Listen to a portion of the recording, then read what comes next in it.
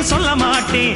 அங்கங்கே பசி எடுத்தா பலகாரம், அளவு சாப்பாடு ஒரு நேரம். நாம் பிரசவத்துக்கு இலவசமா வாரேம்மா, உன் பிள்ளைக்கு ஒரு பேரு வச்சிருந்தாரேம்மா.